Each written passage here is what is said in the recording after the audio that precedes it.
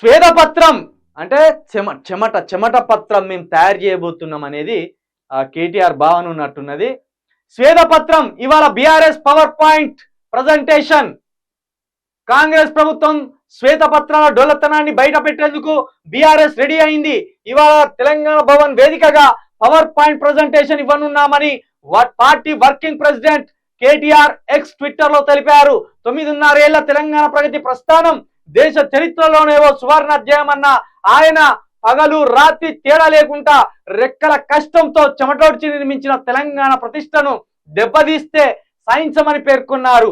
విఫల రాష్ట్రంగా చూపించాలని ప్రయత్నిస్తే భరించమని, అగ్రగామి రాష్ట్రాన్ని అవమానిస్తే ఎట్టి పరిస్థితుల్లో ఊకోమని పేర్కొన్నారు. అందుకే గణాంకాలతో సహా వాస్తవ తెలంగాణ ముఖ చిత్రాన్ని వివరించేందుకు అప్పులు కాదు తెలంగాణ రాష్ట్రానికి సృష్టించిన సంపదలను ఆవిష్కరించేందుకు తెలంగాణ భవన్ వేదికగా 23వ తేదీన శనివారం ఉదయం 11 గంటలకు శ్వేతపత్రం పేరుతో పవర్ ప్రజెంటేషన్ ఇస్తున్నట్టు తెలిపారు. 9.5 తెలంగాణ ప్రగతి ప్రస్థానం దేశ చరిత్రలోనే ఓ సువర్ణ అధ్యాయం.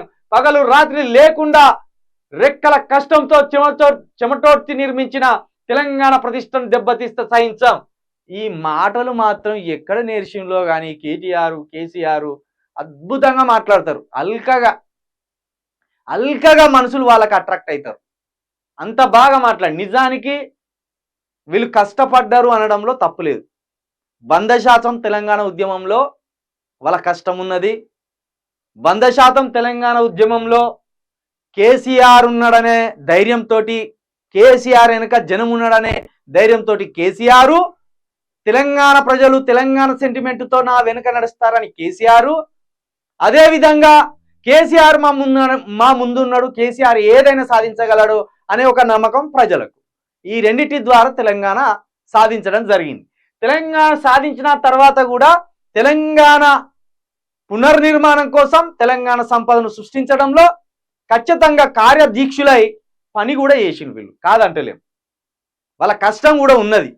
అధికారంలో వాళ్ళకి సంపద పెరగవచ్చు, అధికారం వచ్చినాక వాళ్ళకి దర్పం రావచ్చు, కొంత అహంతో ప్రదర్శించవచ్చు, కానీ తప్పకుండా తెలంగాణను దేశవ్యాప్తంగా తెలంగాణ అనే ఒక రాష్ట్రము కేవలం 9.5 ఏళ్లలో ప్రపంచ స్థాయికి తెలిసిపోవడానికి, ప్రపంచ స్థాయిలో తెలంగాణ రాష్ట్రం అనేది దానికి ఒక సంస్కృతి ఉన్నది, తెలంగాణ అనేది ఒక పటిష్టమైన రాష్ట్రం, తెలంగాణ అనేది ఒక అభివృద్ధి పదంలో పోతున్నది అని నిరూపించడంలో కేసీఆర్ శ్రమను ఎవ్వరం కాదనలేము.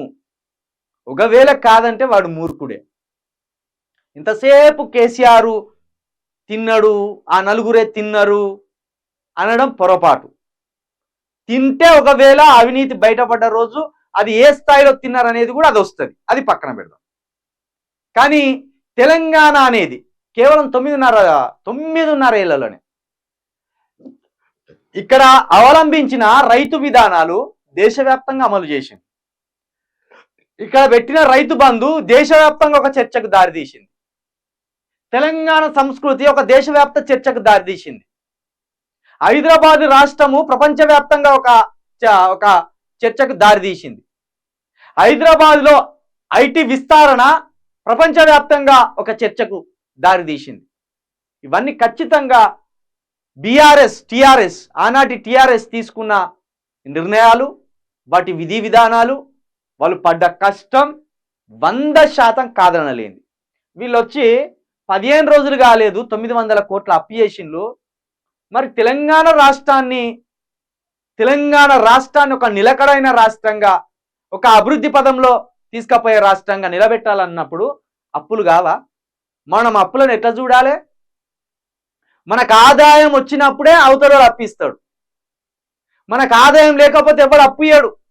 ఉదాహరణకు మన ఇంటి పక్కని దగ్గరికి పోదాం, 10 రూపాయలు ఇయ్యి అంటే మనం ఏం పని చేస్తున్నాం, మనం ఇవ్వగలుగుతామా ఇవ్వలేమా చూసేవాడు ఇస్తాడు.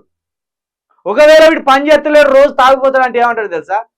అప్పు ఎక్కడదిరా నీకు, పని లేదు పాటలు ఎట్లా తీరుస్తావురా నువ్వు అప్పు అంటారు.